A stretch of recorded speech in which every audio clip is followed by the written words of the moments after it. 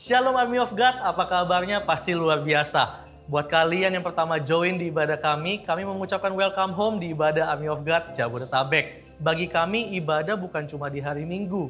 Ibadah bukan gedungnya aja, ibadah bukan khotbahnya aja, bukan pelayan Tuhannya aja, tapi kita yang saling terhubung di dalam satu komunitas yang kami sebut dengan CG atau Connect Group. Untuk itu, buat teman-teman yang belum join CG, kami mengundang kalian untuk join bersama kami di CG-CG yang ada. Gimana caranya? Kalian bisa hubungi nomor gereja yang tertera di layar kalian, dan dalam waktu dekat tim kami akan menghubungi teman-teman buat menemukan CG yang terdekat.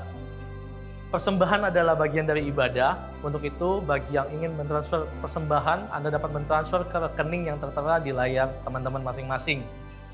Oke, mari kita siapkan hati yang terbaik, kita siapkan diri kita, cari tempat yang ternyaman untuk kita memulai ibadah hari ini.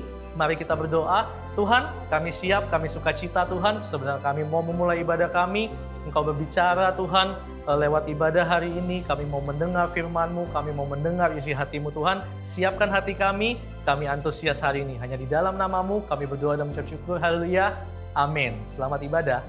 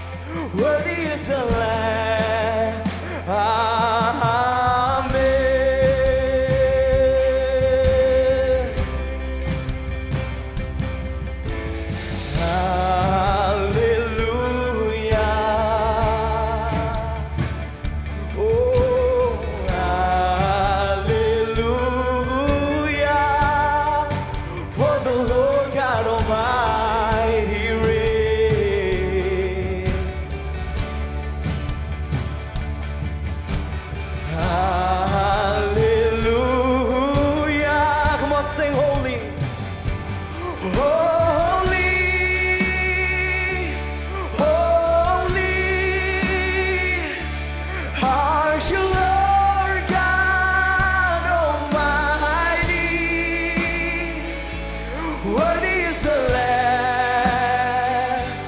Worthy is the Lamb. Sing, you are holy. Holy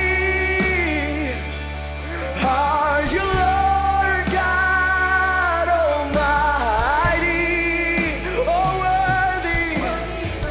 Oh, you are worthy. Worthy is the Lamb. Oh, holy. Holy are you, Lord God? Oh, 'cause worthy is the Lamb, and worthy is the Lamb. Oh, you are holy, holy are you, Lord God Almighty. 'Cause worthy is the Lamb, worthy is the Lamb. Amen. Forever you will be the Lamb upon the throne. I'll gladly bow my knees and worship you. Oh, forever you will be, oh, the Lamb upon the throne. I gladly bow my knees and worship you, Lord. Say forever you will be,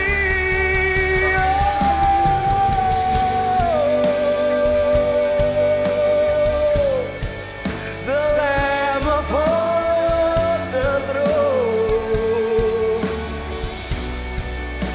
I gladly bow my knees and worship you, Lord. Say one more time, forever you will be, for you will be the Lamb upon the throne. I gladly bow my knees, worship you, Lord. I gladly bow my knees, I gladly bow my knees and worship you,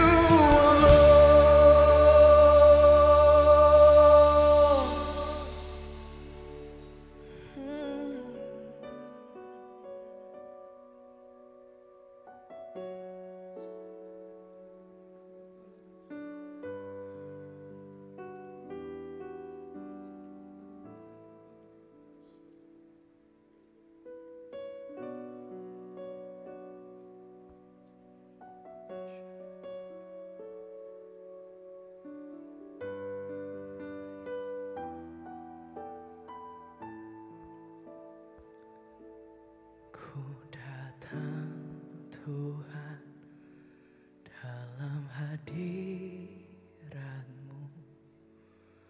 perhiaskan kekudusan. Seluruh surga sujud menyembah-Mu. Ku tersungkur dan berseru,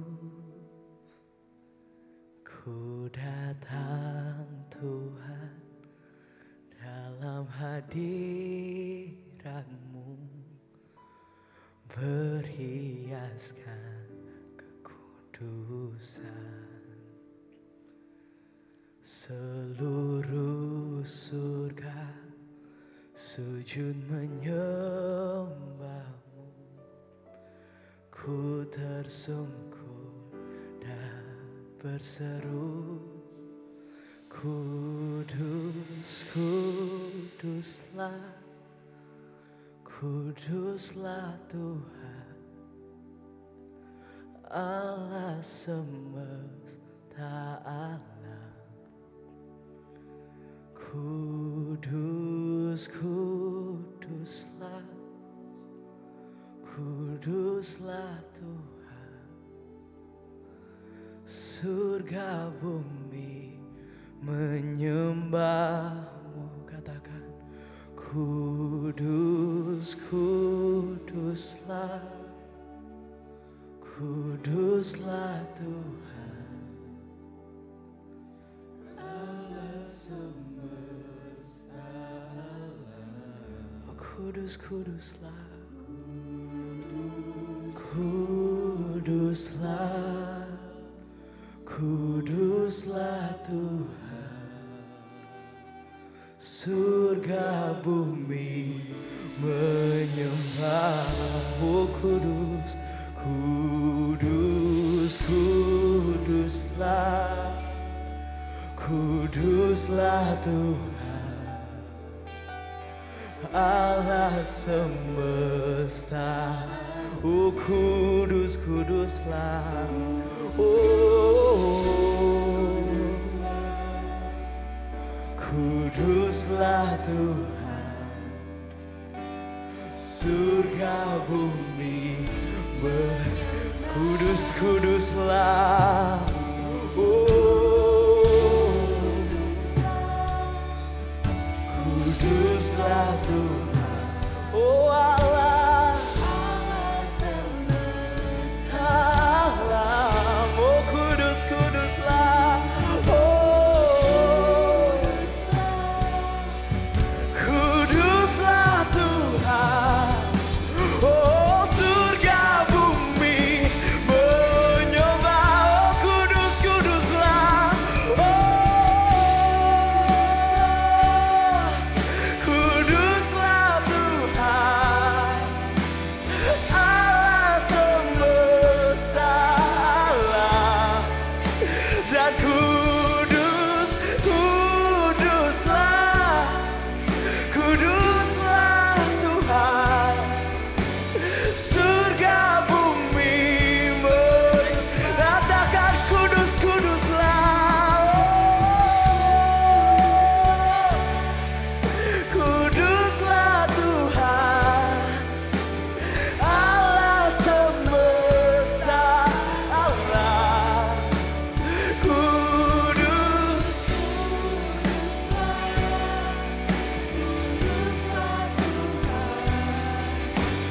surga bumi menyembahmu.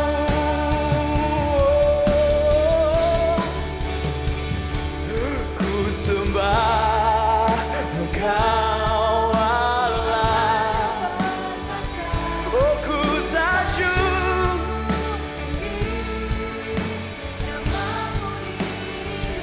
Tuhan, tiada yang lain. Oh, hanya Kau satu di hatiku. Ku sembah, oh, Allah yang perkasa.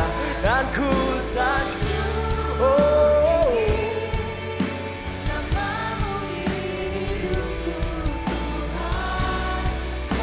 tiada yang lain. Hanya Kau satu di hatiku.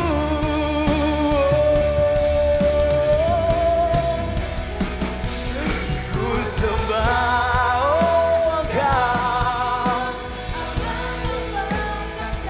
Dan ku sanjung tinggi nama-Mu di hidupku. Tuhan, tiada yang lain. Katakan, hanya Kau.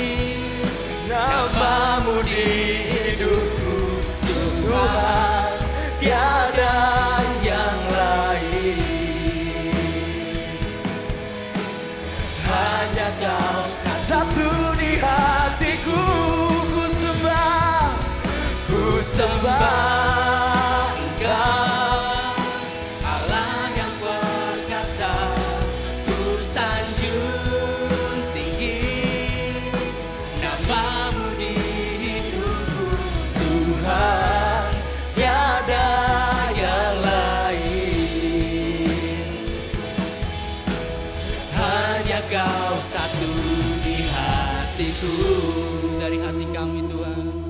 Ku sembah Engkau, Allah yang perkasa, ku sanjung tinggi namamu di hidupku Tuhan, tiada yang lain,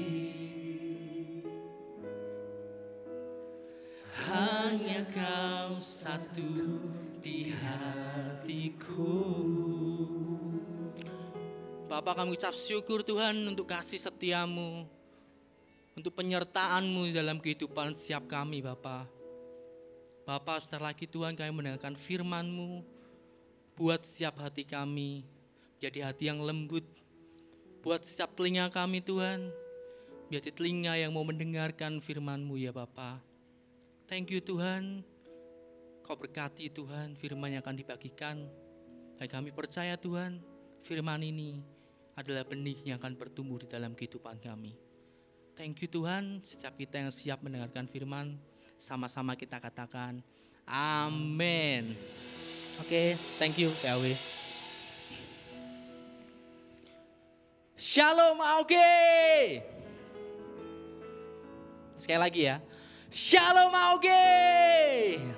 Oh luar biasa banget, ucap syukur banget hari ini saya dikasih kesempatan untuk membagikan firman, dan saya percaya setiap firman yang akan dibagikan itu pasti gak akan pernah pulang dengan sia-sia. Hal ini pasti akan menjadikan berkat buat setiap kamu, bagi setiap Anda yang mendengarkan firman pada hari ini. Nah, sebenarnya kalau kita ngomong di tahun 2020 ya, kita ngomong 2020. Sebentar lagi kita ada di tahun 2020 ini adalah di ending dari 2020. Benar gak sih? Ini bulan apa? Ini ada bulan Desember. Bentar lagi kita masuk ke 2021. Ya kan? Nah, tahun ini adalah tahun yang berbeda. Tahun ini adalah tahun yang mungkin buat setiap kita, setiap orang yang ada di dunia ini bahkan, ini adalah berbeda. Kenapa? Karena tahun ini itu adalah di mana kita menghadapi yang namanya pandemi. Pandemi yang membuat setiap orang yang ada di dunia ini gak bisa berbuat apa-apa. Benar gak sih? Gak bisa berbuat apa-apa. Kita mau pergi jauh-jauh, yang dulu kita biasanya bisa hangout keluar sama teman-teman. Saat ini kita dibatasi. Kita dibatasi dengan jarak. Kita dibatasi dengan aturan-aturan yang sekarang ada. Dan dengan kondisi seperti ini, pasti banyak orang, banyak setiap kita pasti mengalami yang namanya stuck. Mengalami yang namanya berhenti atau kita mentok dalam kondisi kita. Kita nggak bisa apa-apa dengan kondisi ini. Nah, tapi ada suatu hal yang membedakan gitu loh. Ada suatu hal yang membedakan orang lain, orang yang nggak kenal Tuhan, dengan orang yang kenal Tuhan. Kenapa? Saat kita kenal Tuhan, kita tuh bisa melihat suatu kesempatan atau suatu peluang dari situasi dan kondisi yang mungkin saat ini buat orang lain, ini gak bisa apa-apa, aku gak bisa berbuat apa-apa. Tapi kita ini anak Tuhan, kita bisa melihat dengan sudut pandangnya Tuhan. Kalau hal ini adalah kesempatan untuk setiap kita bisa maju, bisa upgrade kapasitas kita di tengah-tengah kesulitan, di tengah-tengah stuck seperti ini. Amin. Amin teman-teman. Amin saudara-saudara. Nah, tema khotbah kita untuk kali ini adalah the benefit of being stuck. Stuck. Kita kalau ngomong stuck kita berhenti. Stuck itu apa sih? Stuck itu apa sih? Stuck itu adalah suatu kondisi atau suatu peristiwa atau momen di mana kita itu sudah tidak bisa berbuat apa-apa lagi, alias mentok, macet, tidak punya jalan untuk kita melakukan apa yang harus kita lakukan. Benar gak? Teman-teman banyak pasti, saudara-saudara semua mungkin banyak mengalami posisi atau kondisi yang seperti ini saat ini. Nah, tapi yang membedakan kita dengan orang lain, kita punya Tuhan. Amin. Nah, kita mau ulas nih, mau secara detail lagi kita mau coba bahas. Tanda-tandanya apa sih? Kadang kita kan merasa, oh aku fine-fine aja, aku baik-baik aja, aku nggak stuck kok. Aku merasa ya oke-oke aja. Tapi ada tanda-tanda kondisi di mana saat ini kita tuh sebenarnya stuck, tapi kita nggak tahu. Nah itu yang bahaya. Tandanya apa sih? Kalau kita posisinya saat ini adalah stuck dan kita istilahnya kondisinya nggak nyaman dalam hidup kita. Yang pertama, kondisi stuck itu apa sih tandanya? Pertama adalah boring, bosan. Kita akan merasa sangat bosan dan bingung harus melakukan apa. Setiap hari mungkin kita untuk teman-teman semua yang kuliah online, yang sekolah online, yang semuanya serba online, kita cuma istilahnya bangun tidur, kita mandi, habis mandi, kita melakukan aktivitas perkuliahan kita melakukan aktivitas sekolah kita online. Benar gak sih? Setelah itu apa? Kita melakukan apa lagi? Kita mengerjakan tugas-tugas dari perkuliahan kita melakukan tugas-tugas dari sekolah kita, ya kan? Setelah itu apa? Selesai, istirahat, tidur. Dan itu berulang kali. Sebenarnya itu adalah kondisi di mana kamu tuh kadang kita bisa merasakan namanya stuck, boring, gak bisa melakukan apa-apa ini. Karena apa? Karena fokusmu pada saat itu, pada kondisi ini, fokusmu tuh cuma ya rutinitas itu aja yang berputar, diulang, terus dan menerus. Nah, tapi kita harusnya bisa melakukan apa sih? Dengan kondisi ini, setiap kita anak Tuhan, kita tuh harus melakukan apa? Kita harus do something, melakukan sesuatu dengan cara apa? Kita melihat sekeliling kita. Amin. Melihat sekeliling kita saat ini, orang-orang di sekeliling kita, mereka butuh apa untuk yang bisa kita bantu? Mereka butuh apa untuk kita bisa lakukan untuk mereka? Cara kita untuk tidak terjebak di dalam boring, di dalam stuck ini, lakukanlah sesuatu hal untuk orang-orang di sekitarmu, untuk orang-orang yang kamu cintai, untuk orang-orang yang kamu sayangi, hal yang baik, hal yang benar di mata Tuhan. Itu yang akan buat kamu bisa lepas dari kondisi boringmu itu. Itu yang pertama. Yang kedua, tandanya apa sih? Kalau kita itu dalam kondisinya adalah kondisi stuck. Yang kedua adalah emosional. Kalau kita masuk di dalam kondisi atau situasi kita itu stuck, banyak orang itu akan merasakan emosional. Kenapa emosional? Karena kita melihat segala sesuatu itu dari sisi yang buruk. Nah, karena kita melihat segala sesuatu yang buruk, membuat hati kita, perasaan kita, itu akan lebih mudah untuk yang namanya kita terbakar emosi kita. Lebih mudah untuk kita istilahnya kecewa dengan kondisi kita. Dan itu membuat kita selalu marah.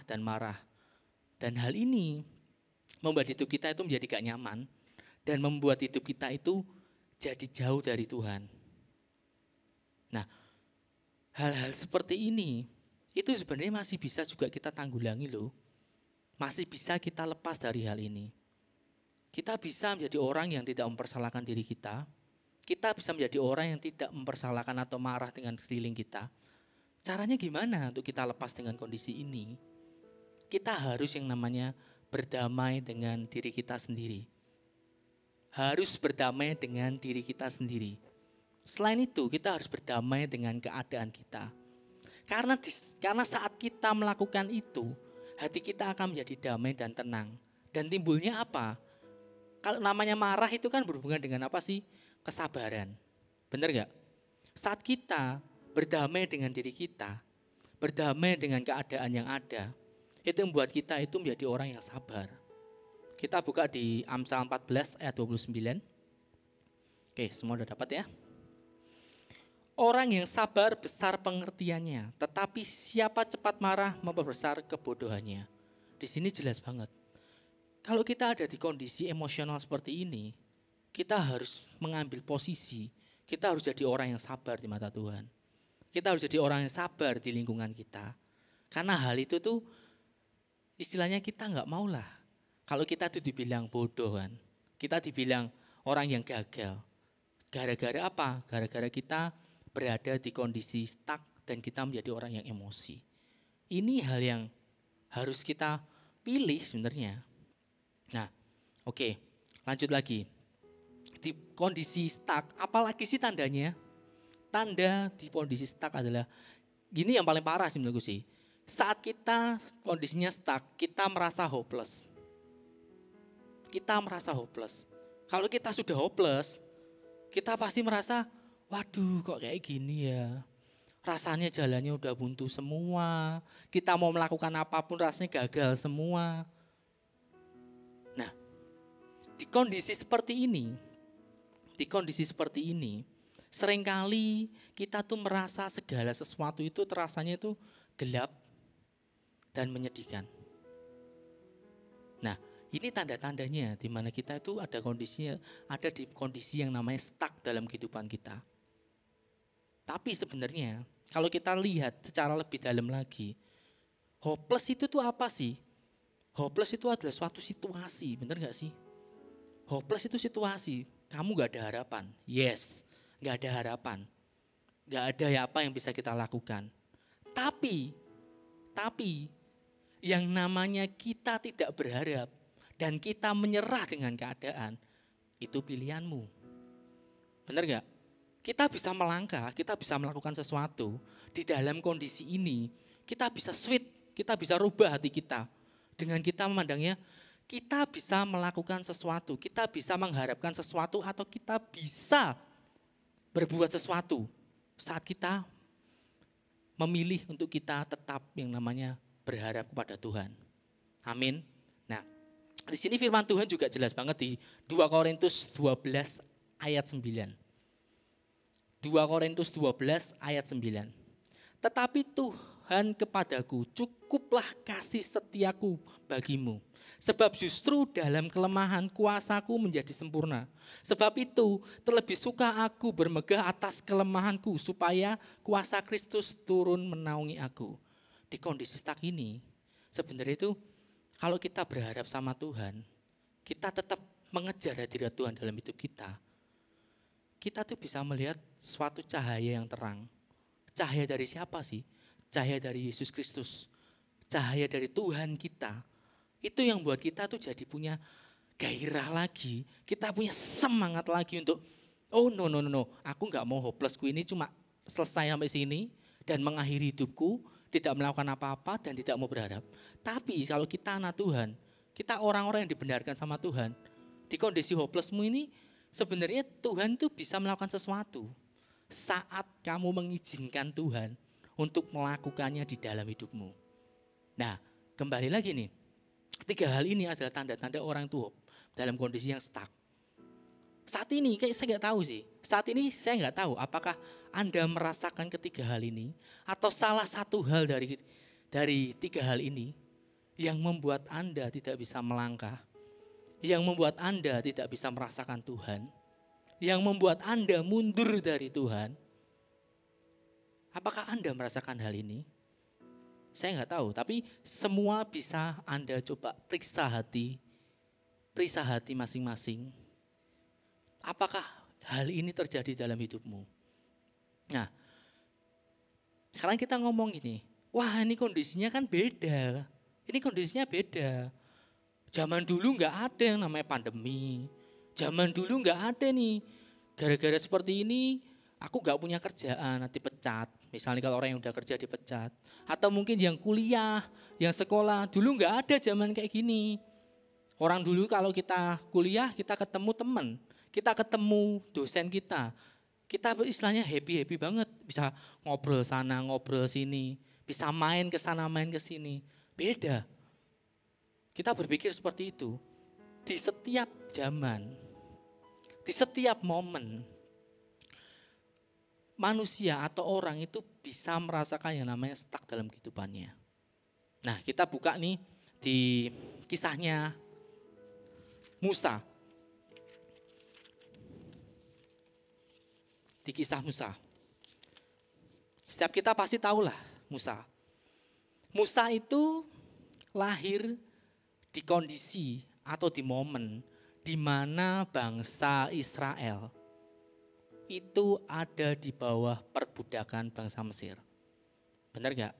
Kita pandemi, tapi Musa ini dalam kondisi perbudakan loh. Dalam kondisi mereka gak bisa apa-apa loh. Mereka gak punya kebebasan. Mereka gak punya kehendak bebas untuk bisa pergi kemanapun mereka mau. Mereka gak bisa melakukan apa yang mereka inginkan atau bahkan mungkin hal-hal yang selama ini mereka inginkan untuk mereka capai di zamannya Musa ini. Tidak semua orang bisa melakukannya. Tidak semua orang bisa mendapatkannya. Kenapa? Karena pada zaman itu bangsa Israel ada dalam perbudakan bangsa Mesir. Nah, Musa lahir di zaman ini loh. Musa lahir di zaman ini. Di zaman yang gak enak. Ya kan? Terus setelah itu saat Musa lahir, Musa dibesarkan bukan dari orang Israel. Tapi dia dibesarkan oleh anak dari Fir'aun. Ya ada sisi positifnya sih, Musa pada saat ini istilahnya dia beruntung, ada beruntungnya karena dia dirawat, dibesarkan oleh anak dari Fir'aun. Tapi tetap aja yang namanya kita itu ada di posisi yang stuck, ada di posisi yang dijajah atau kita diperbudak. Itu tetap aja rasanya tetap gak enak. Rasanya tetap aja itu hal yang menjadi beban dalam hidup kita. Dan Musa pun pasti akan mengalami. Apalagi dia tahu kalau dia itu adalah keturunan dari bangsa Israel.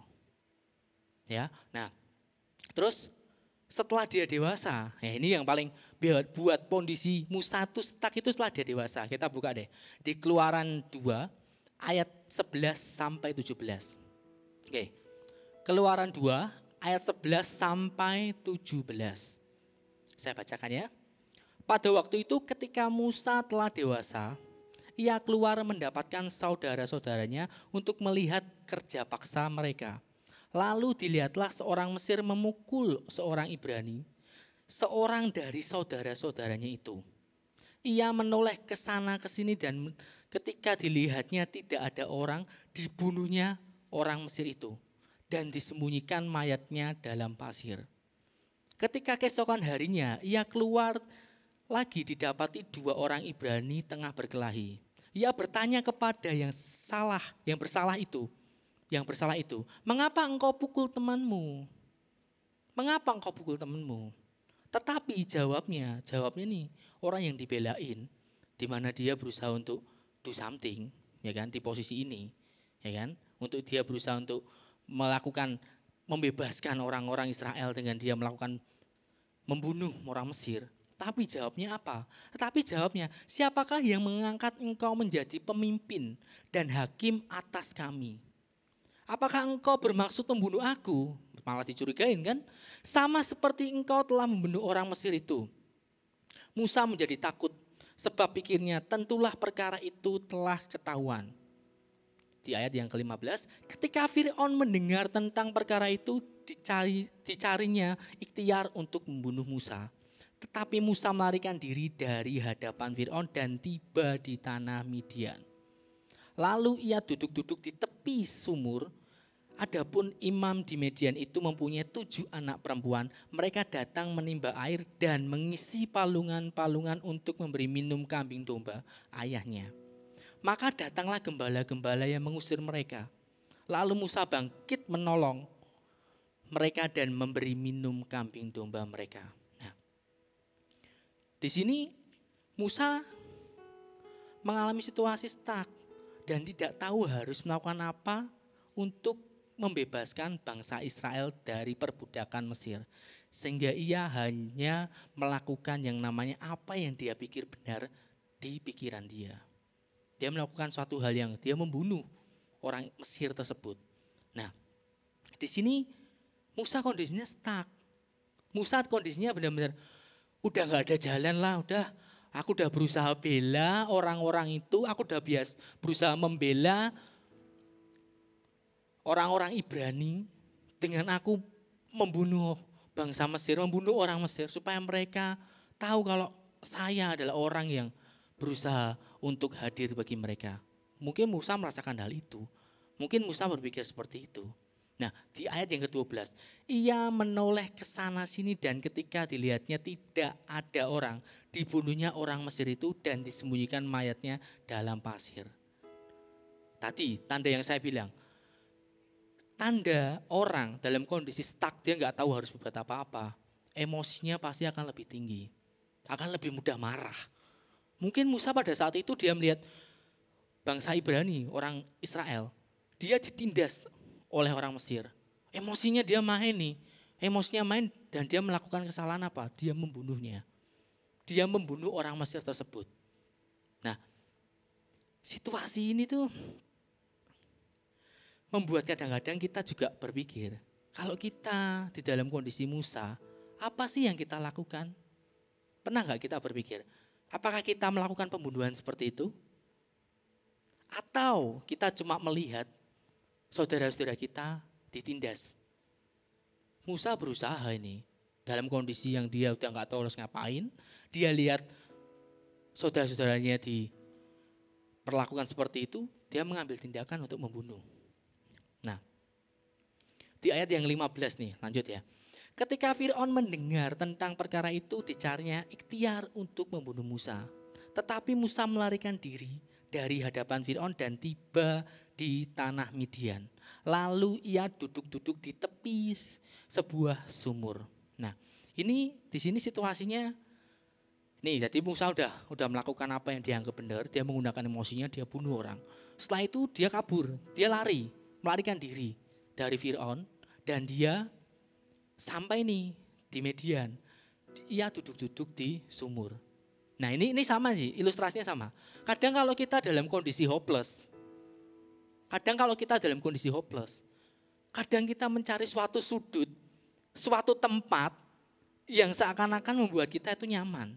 Di sini Musa duduk-duduk di sumur.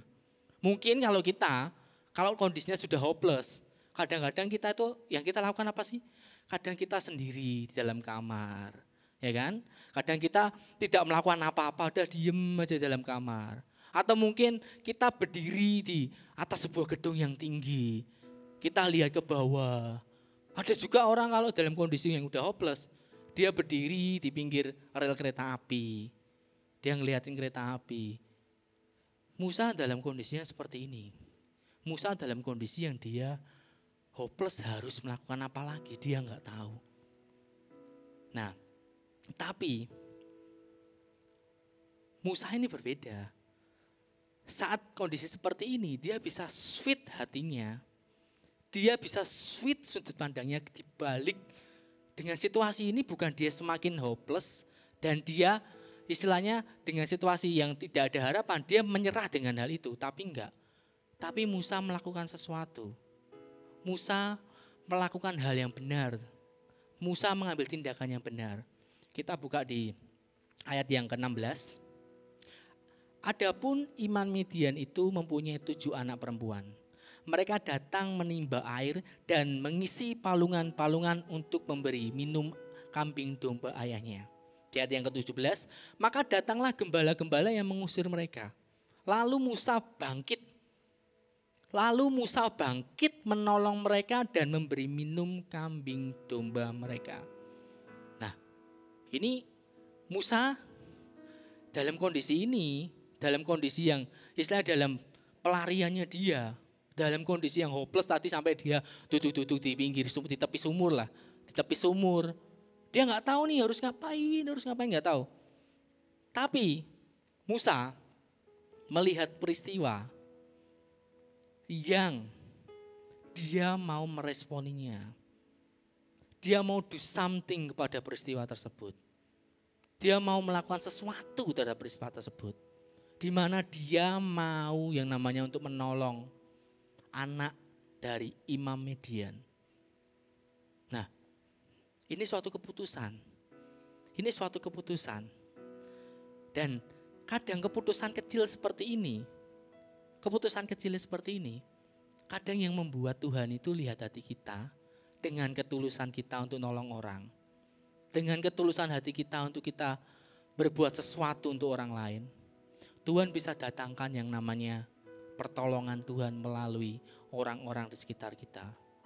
Tuhan bisa datangkan orang-orang yang mungkin bahkan kita gak kenal sama mereka. Tuhan bisa melakukan itu. Amin.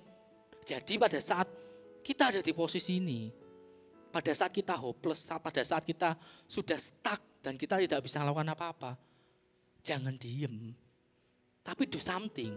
Kita belajar dari Musa, dia do something terhadap apa yang ada di sekelilingnya. Hal yang besar enggak? Enggak. Menurutku ini bukan hal yang besar. Tapi dia mau melakukan kebaikan. Dia melakukan hal yang benar untuk menolong orang. Nah, sekarang refleksinya ke kita. Apakah kita di kondisi ini, di kondisi stuckmu, yang seakan-akan semuanya berhenti, seakan-akan semuanya sudah mentok dan tidak ada jalan keluar lagi. Apakah kita cuma meratapinya dan kita gak melakukan apa-apa? Itu pilihan dalam hidupmu.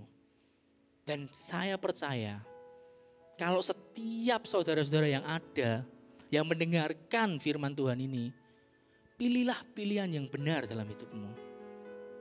Jangan menyerah, jangan abai dengan sekelilingmu. Karena ini membuat kamu akan mendapatkan pertolongan Tuhan. Amin. Oke, ini dari Musa, kisah Musa. Sekarang kita mau belajar lagi nih.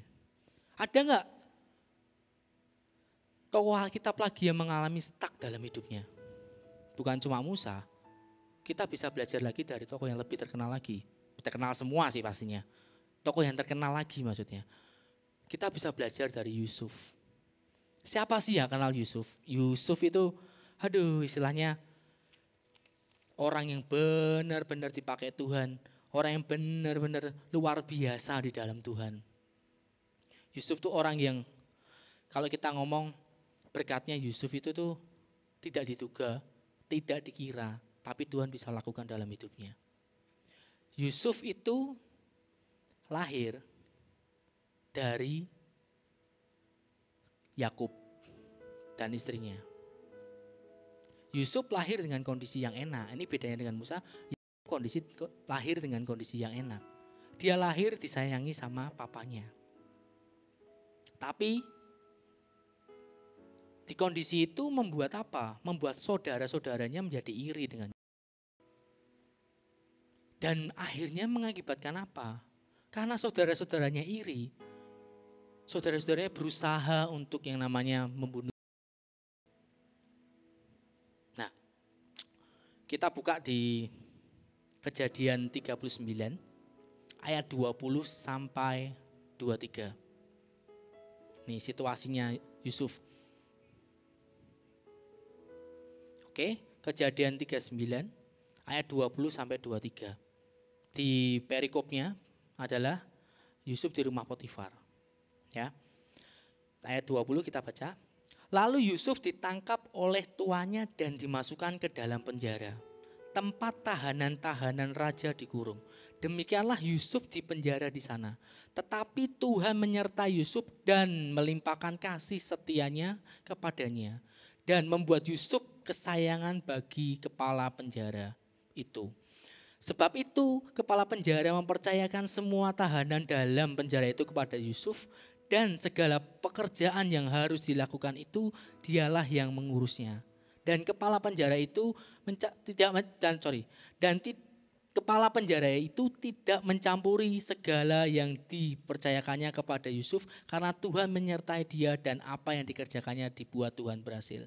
Oke, kita balik sedikit kisahnya. Yusuf ini masuk penjara dari yang dia dibuang sama kakaknya, sama saudara-saudaranya ke sumur.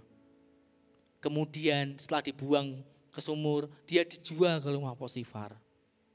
Dijual ke rumah Potifar, tidak berhenti di situ. Bukan tidak berhenti di perbudakan itu. Tapi Yusuf difitnah, dia dituduh melakukan hal yang tidak dia lakukan dan dia masuk penjara. Ini kondisinya Yusuf pada saat ini. Dia juga pasti dalam kondisi yang stuck. Dia merasa mentok pasti dalam kondisinya. Dia tidak bisa buat apa-apa ini. Dia mau membela diri pun pasti nggak bisa. Kenapa? Karena Potifar itu adalah orang yang punya kekuasaan di zaman itu. Dan Yusuf hanya bisa masuk ke penjara tanpa dia melakukan apa yang dituduhkan kepadanya. Yusuf stuck pada saat ini. Hidupnya pasti stuck banget ini. Tapi yang membedakannya ini loh. Kalau kita baca di Yusuf yang membedakan dia. Kita baca di 39 ayat yang ke-21. Tetapi Tuhan menyertai Yusuf dan melimpahkan kasih setianya kepadanya. Dan membuat Yusuf kesayangan bagi kepala penjara itu. Kondisi Yusuf stuck, yes.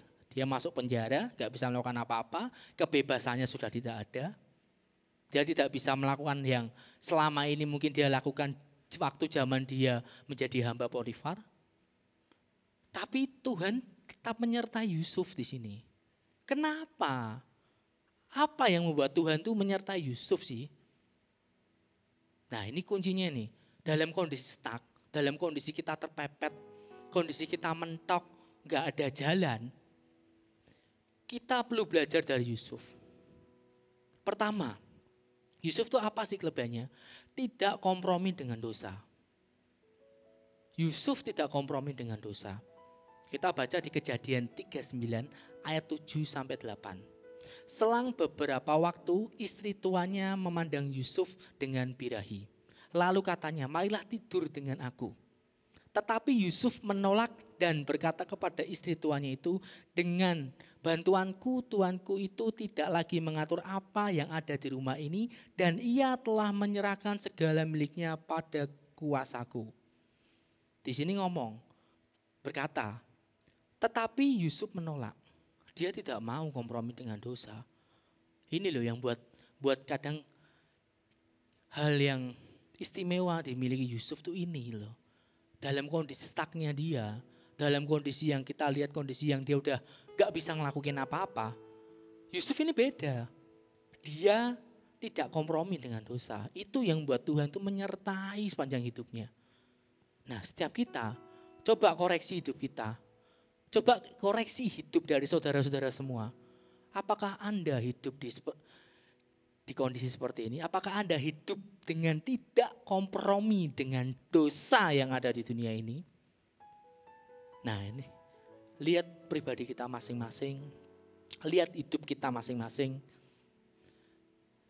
Saat kita dalam kondisi pilihan, saat kita kondisi untuk melakukan dosa, apalagi nih, kondisinya saat ini kan kita selalu online, ya kan? Kita online, segala sesuatu menggunakan gadget, ya kan? Itu yang membuat kadang-kadang dosa-dosa lama kita tuh balik loh. Ya enggak sih? Kadang dosa-dosa lama kita tuh akan balik. Kalau Yusuf, dia tidak kompromi sama dosa. Dia enggak mau, dia menolak. Dikasih hal yang istilahnya enak untuk mata dunia, Yusuf menolaknya. Tapi saat kita di kondisi ini, contohnya sekarang, kita online segala sesuatu, kita pakai gadget kita. Apakah dosa-dosa lamamu kembali? Apakah perbuatan-perbuatan lamamu kembali?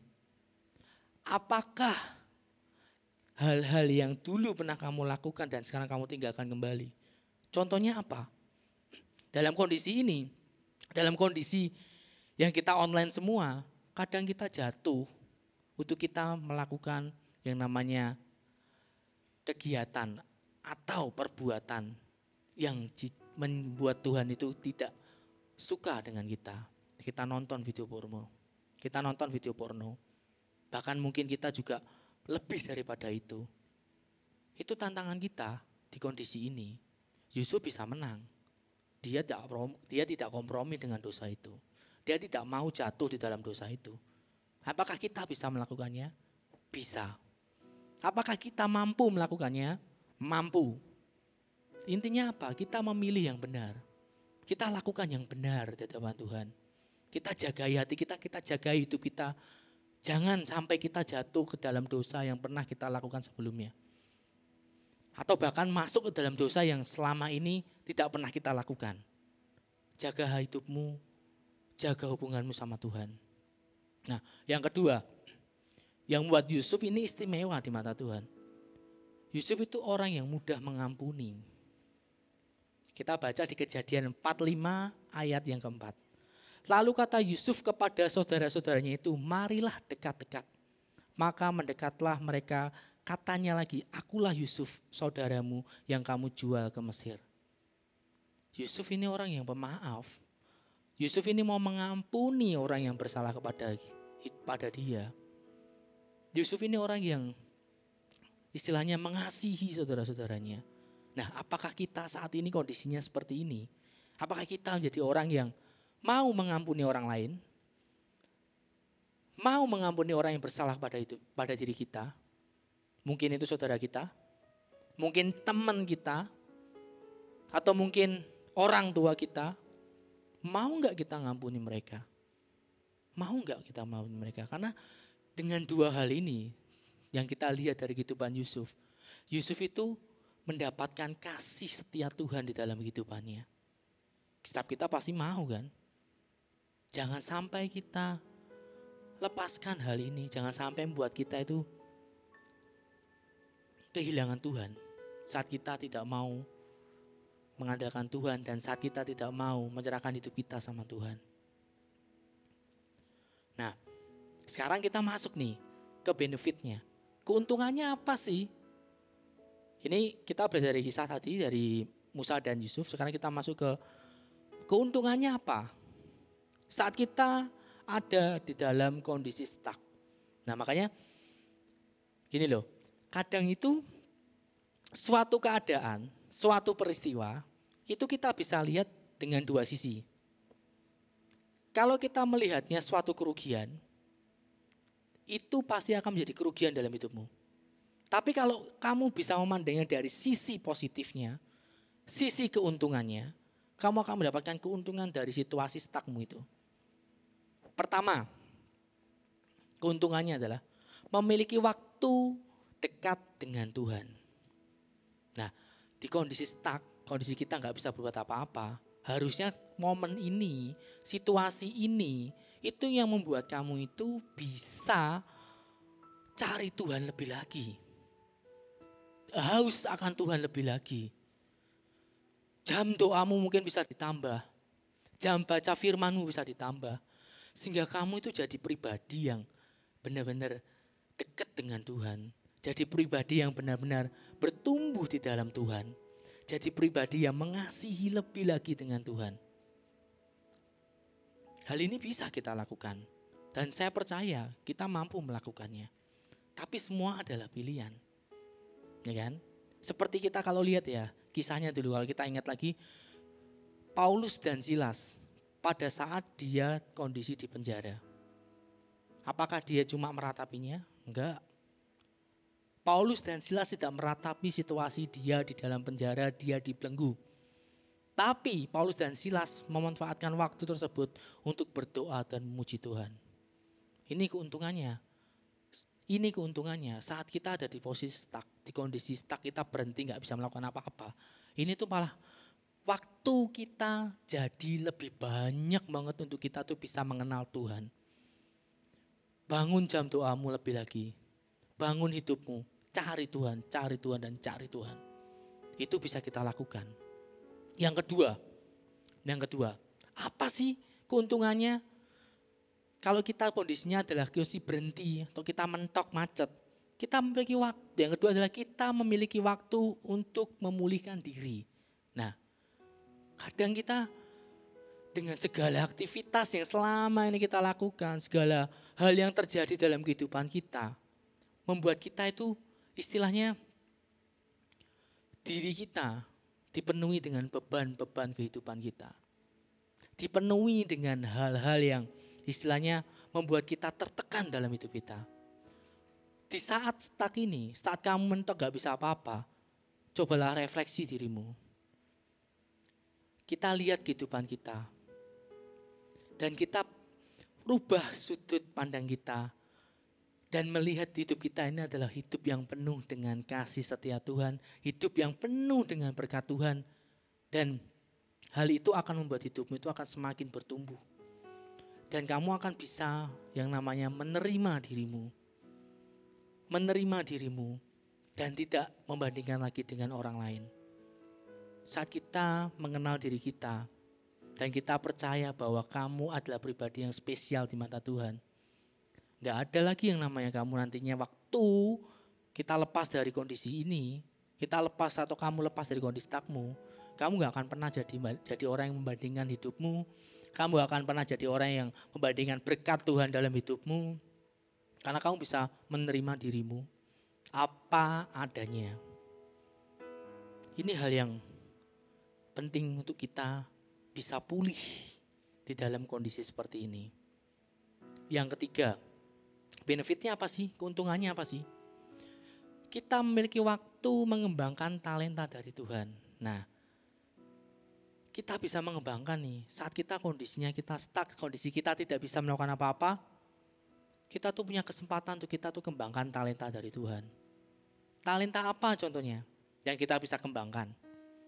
Hari-hari ini sih, ya bukan hari ini sih, beberapa waktu yang lalu lah, waktu Koko juga dalam kondisi stuck, gak bisa ngapa-ngapain atau gak bisa ke kantor dan sebagainya. Saya bisa yang namanya mengembangkan talenta untuk masak. Saya coba cari referensi tuh di internet. Kalau masak apa? Misal nih kita mau masak nasi goreng spesial. Bumbunya apa semua sih? Saya coba cari. Kalau kita mau masak apa lagi? Kalau kita mau masak sup asparagus. Bumbunya apa sih? Kita akan coba cari. Saya coba cari. Dan di kondisi stuck ini, di kondisi kita nggak bisa ngelakuin apa-apa dan kita nggak bisa pergi jauh-jauh lagi, kita nggak bisa pergi makan keluar. Harusnya kita bisa mengembangkan talentamu. Apalagi talenta yang bisa dikembangkan. Contohnya, kita bisa mengembangkan talenta melukis kita. Mungkin dulu kita jarang melukis karena kita sibuk dengan kesibukan kita. Banyak aktivitas kita yang buat kita itu nggak ada waktu untuk ngembangin. Padahal Tuhan kasih talenta itu. Tuhan kasih talenta itu untuk kamu tuh bisa jadi berkat bagi banyak orang. Apalagi talenta bernyanyi mungkin. Yang selama ini punya bakat, gak punya waktu untuk dia mengembangkannya. Saat kondisi stuck ini, saat kita kondisi berhenti, kamu bisa mengambil waktumu itu untuk mengembangkan talentamu. Kamu bisa mengembangkan talentamu untuk kamu lebih luar biasa. Untuk apa? Untuk melayani Tuhan. Untuk apa? Untuk jadi berkat bagi orang lain. Kondisi ini bisa kita manfaatkan. Yang keempat, apalagi sih yang kita dapatkan benefitnya, keuntungannya dari kondisi ini? Waktu dekat dengan keluarga. Saya pun ngerasain, saya merasakan. Dulu zaman masih kerja secara normal, masuk kerja dan sebagainya. Waktu untuk keluarga itu rasanya sedikit banget. Berangkat kerja pagi, pulang sudah malam, kadang anak sudah tidur. Itu yang saya rasakan. Tapi kemarin waktu dalam kondisi gak bisa kemana-mana, kondisinya stuck, itu malah membuat saya bisa menjalin hubungan dengan keluarga, dengan anak, dengan istri jauh lebih dekat. Jauh lebih dekat. Kita bisa nonton bareng, bahkan kita bisa ngelakuin banyak hal lah istilahnya. Kita bisa melakukan banyak hal, kita bisa berbuat A, B, C, D. Saat kita kondisinya kita stuck. Manfaatkanlah waktu stuckmu itu, buat kamu tuh dekat sama keluarga. Kenapa? Kenapa sih kita harus manfaatin waktu kita untuk keluarga dalam kondisi ini? Tahu nggak? Orang yang bisa menerima kita apa adanya itu adalah keluarga. Makanya manfaatkanlah waktumu. Saat kamu punya waktu yang kamu gak banyak, waktumu itu banyak, kamu dalam kondisi stuck, kembalilah pada keluargamu. Karena keluargamu itu orang yang paling mencintai kamu. Keluargamu itu adalah orang yang paling mengasihi kamu. Dan keluargamu itu adalah orang yang bisa menerima dirimu apa adanya. Nah, ini hal yang bisa kita manfaatkan di saat kita dalam kondisi stuck dalam kehidupan kita. Saat kita dalam kondisi stuck dalam aktivitas kita bisa melakukan itu. Amin. Dan saya percaya loh, saat kita memandangnya itu dengan sudut pandang yang dari pandangan Tuhan, dari sudut pandangnya Tuhan, kita nggak akan pernah lagi yang namanya ngeluh. Kita nggak akan pernah lagi yang namanya meratapi kondisi kita. Amin. Amin. Oke. Kita baca Pengkhotbah 3 ayat 1. Setelah ini saya panggil untuk PAW naik ke atas. Pengkhotbah 3 ayat 1. Untuk segala sesuatu ada masanya. Untuk apapun di bawah langit ada waktunya. Jadi di sini jelas banget. Segala sesuatu itu ada masanya, segala sesuatu ada waktunya. Kondisimu saat ini yang mungkin stuck yang kamu rasakan itu akan berakhir. Dan pada saat itu semua berakhir, apakah kamu ini nantinya mengingat kondisi stuckmu hari ini akan menjadikan dirimu itu pribadi yang penuh kemenangan dan dewasa atau enggak? Itu nanti yang menentukan adalah saat kamu lepas dari kondisi ini, saat kamu bebas dari kondisi ini, apakah kamu akan menjadi orang seperti itu atau enggak? Atau kamu akan semakin memburuk dengan kondisi stuckmu? Atau kamu akan menjadi orang yang berkemenangan setelah kondisi stuckmu ini berhenti, setelah kondisimu ini berubah? Hal ini yang kembali lagi adalah pilihanmu, dan saya percaya bahwa setiap kalian, setiap teman-teman yang ada di layar kaca ini, setiap orang yang mendengarkan firman ini, kalian pasti akan memilih yang benar. Kalian akan pasti memilih hal yang tepat. Hal yang apa yang harus dilakukan. Amin. Oke, silakan Pak Awi.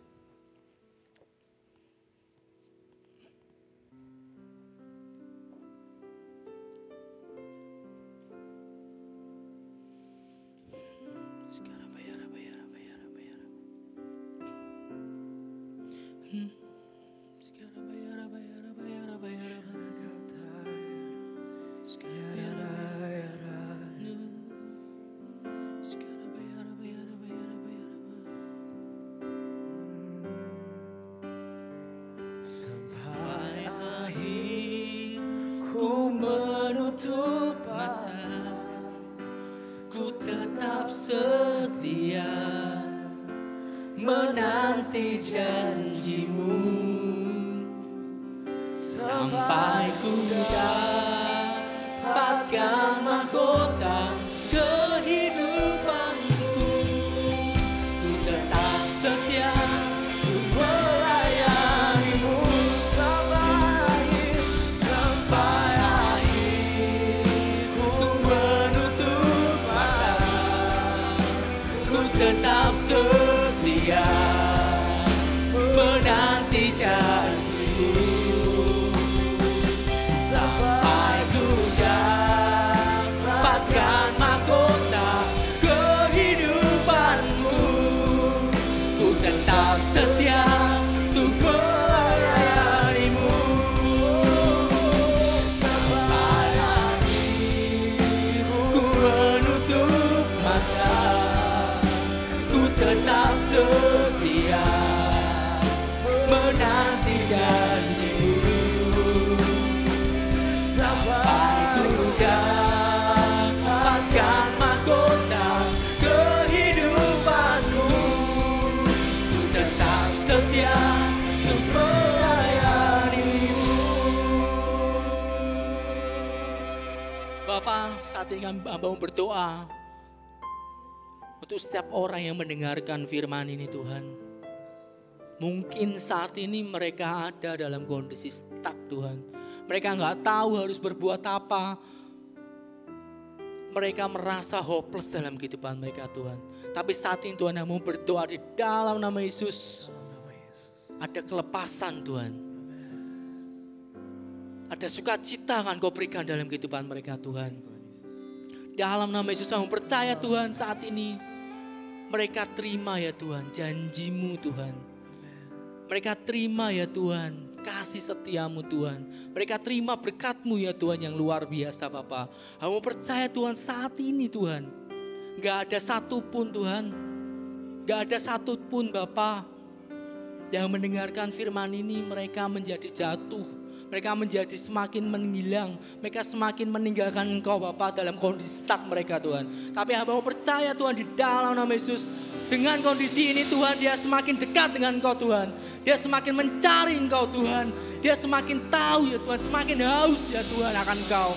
Dan percaya Tuhan, melalui kondisi stuck ini Tuhan, sudut pandang mereka Tuhan, mereka bisa melihat ya Tuhan, ada kemenangan di dalamnya Tuhan. Ada kemenangan Tuhan di dalamnya Tuhan. Thank you Tuhan, thank you Bapa. Di dalam nama Yesus Tuhan, dalam nama Yesus Tuhan.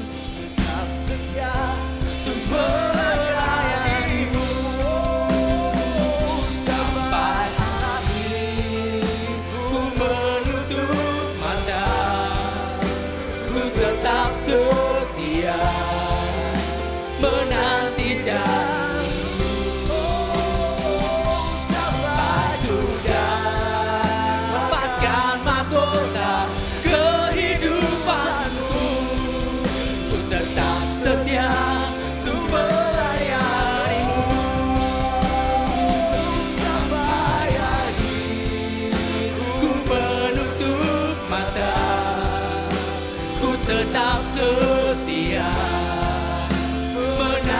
janjimu sampai ku dapatkan mahkota kehidupanku. Ku tetap setia untuk melayanimu sampai akhir. Ku menutup mata, ku tetap setia menanti janjimu sampai ku dapatkan mahkota kehidupanmu. Ku tetap setia untuk melayanimu sampai akhir. Ku menutup mata, ku tetap setia menanti janjimu sampai ku dapatkan mahkota kehidupanku. Ku tetap setia untuk melayanimu sampai akhir. Ku menutup mata, ku tetap setia menanti janjimu sampai ku dapatkan mahkota kehidupanku. Ku tetap setia untuk melayanimu. Thank you Tuhan. Firman sudah dibagikan Tuhan. Materaikan firman ini dalam kehidupan setiap kami. Materaikan Tuhan, sehingga firman ini Tuhan bertumbuh Tuhan dan berbuah Tuhan di dalam nama Yesus Tuhan. Thank you Tuhan. Dalam nama Yesus kami berucap syukur. Haleluya. Amin. Oke, sekarang tiba waktunya untuk kita perjamuan kudus. Mari kita siapkan untuk roti dan anggur perjamuan hari ini.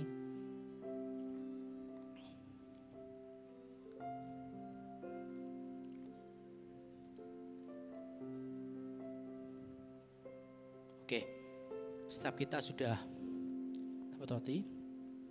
Mari kita angkat roti di sebelah tangan kita, sebelah kanan kita, sebelah tangan kanan kita.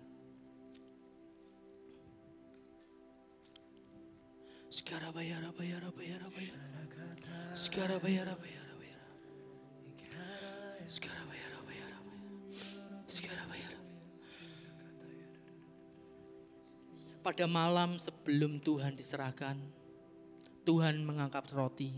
Tuhan Yesus mengangkat roti, kemudian dia memecah-mecahkannya. Dan dia berkata, inilah tubuhku yang diserahkan untuk engkau. Dan perbuatlah ini setiap kali engkau mengingatku. Tuhan, kami mengucap syukur untuk kasih-Mu Bapa. Kami mengucap syukur untuk tubuh-Mu ya Tuhan yang sudah dipecah-pecahkan untuk ganti dosa kami Tuhan. Kami orang-orang yang gak layak Tuhan.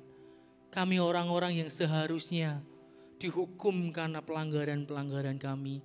Tapi Engkau membebaskan kehidupan kami. Engkau memulihkan kehidupan kami ya Bapa. Thank you Tuhan, terima kasih Tuhan. Kami percaya Tuhan melalui tubuh-Mu ya Tuhan, yang telah Engkau serahkan untuk setiap kami Tuhan. kami memperoleh kemenangan bersama dengan Engkau ya Bapa. Mari kita makan roti di sebelah tangan kanan kita dalam nama Yesus.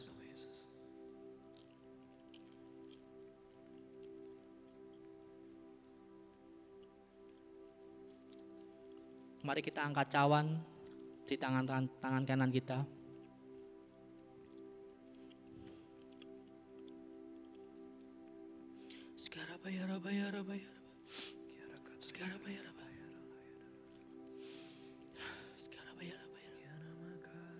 Bapak, kami mengucap syukur Tuhan.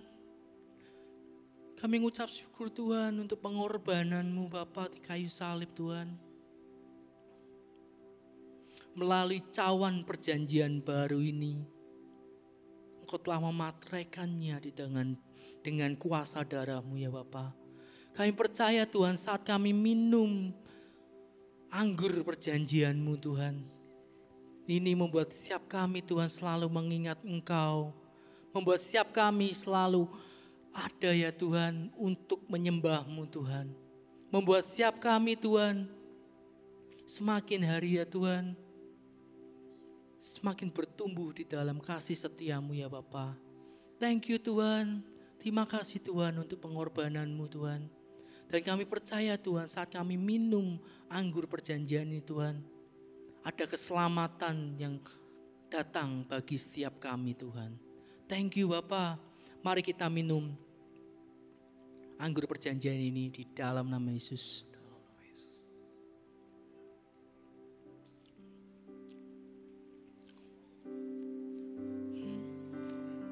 Sampai akhir ku menutup mata, ku tetap setia menanti janji-Mu.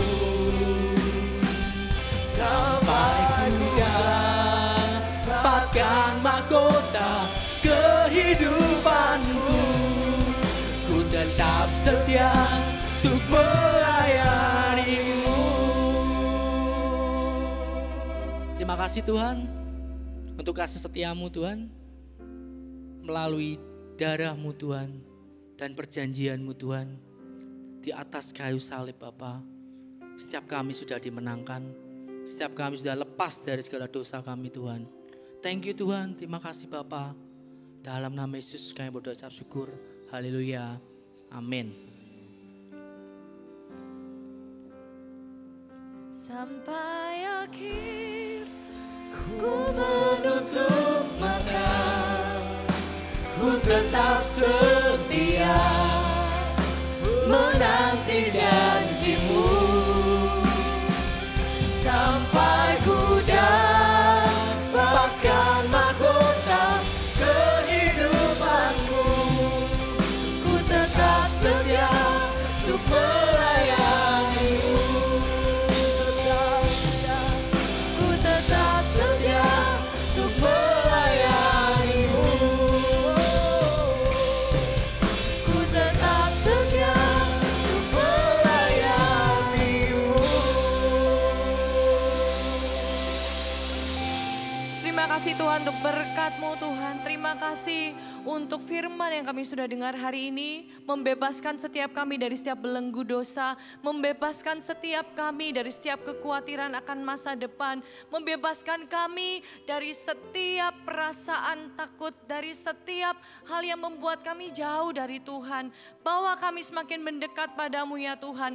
Biar di momen-momen ini, di masa-masa ini, biar kami memilih bagian yang terbaik untuk duduk di bawah kaki-Mu, mendengar suara-Mu, mendekatkan diri kami dengan sengaja kepada Engkau, Bapa kami yang baik.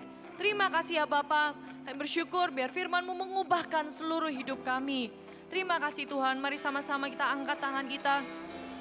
Dan terimalah berkat yang terbaik dari Allah Bapa, cinta kasih dari Yesus Kristus, dan persekutuan yang manis dengan Allah Roh Kudus yang selalu menyertai-Mu dimanapun kau berada. Kau akan menjadi orang-orang yang besar, kau akan menjadi orang-orang yang disertai menyertai Tuhan. Kau akan menjadi orang-orang yang hebat karena ada Roh Kudus, karena ada Tuhan dalam hidupmu yang selalu menyertai setiap langkahmu. Terima kasih ya Tuhan, kami bersyukur dan kami terima berkat ini di dalam nama Yesus. Kami berdoa mengucap syukur. Haleluya. Amin. God bless you.